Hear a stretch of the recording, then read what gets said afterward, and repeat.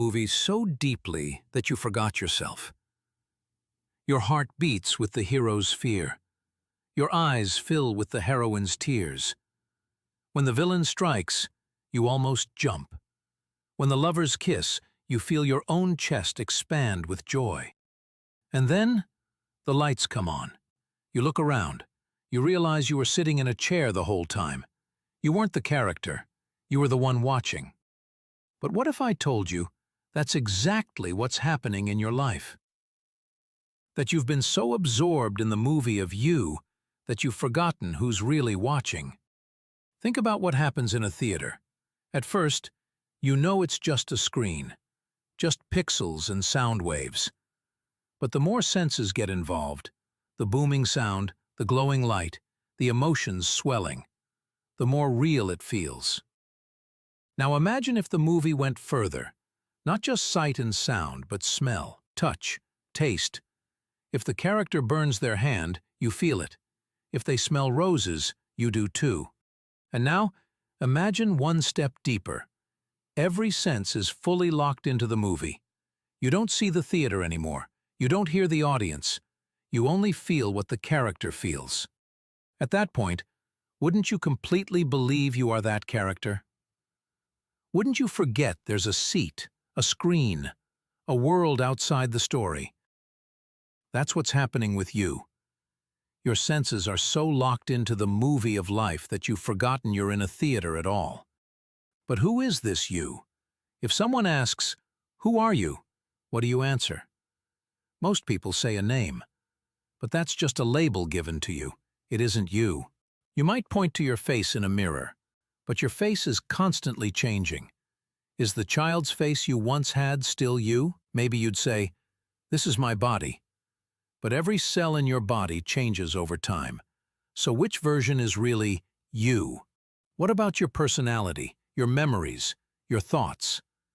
They shift too. Some days you feel confident, other days insecure. Some memories fade, others distort. So if you're not your name, not your face, not your body, not even your thoughts, then who are you? Michael Singer writes, "You are not your name, you are not your body, you are not your thoughts. You are the one who notices them. That silent awareness, the one who hears the inner voice, the one who watches the story, that is who you truly are." But most of us forget.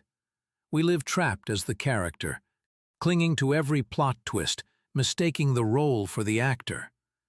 Now here's where it gets stranger. What if this isn't just like a movie? What if it's closer to a simulation? Think about it. In just a few decades, games went from Pong to photorealistic worlds. If technology keeps improving, it's only a matter of time before simulations are indistinguishable from reality.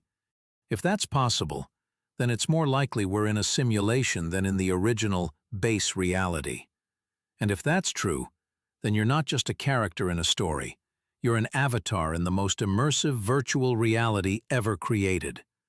The senses are so convincing, the emotions so intense, that you forget you're the player holding the controller. You think you're the avatar, but you're not. The fears, the successes, the heartbreaks, they feel real and they matter. But they're not the essence of you. You are the witness behind them, the presence in the theater, the player behind the headset. Michael Singer says, "You are the one inside that notices the voice talking. If you can notice your thoughts, you're not those thoughts. If you can notice your avatar, you're not that avatar." When you realize this, the story doesn't end. The simulation doesn't shut off. But something changes. Fear loses some of its grip. Pain hurts, but it no longer defines you. You can play fully, love deeply, live courageously, knowing you're more than the avatar. So the next time you feel lost or overwhelmed, pause. Ask yourself, am I the character on the screen or the one watching? Because maybe, just maybe, this isn't just a movie. Maybe it's the most advanced simulation ever built. And the greatest mystery isn't whether it's real. It's who you are beyond the screen.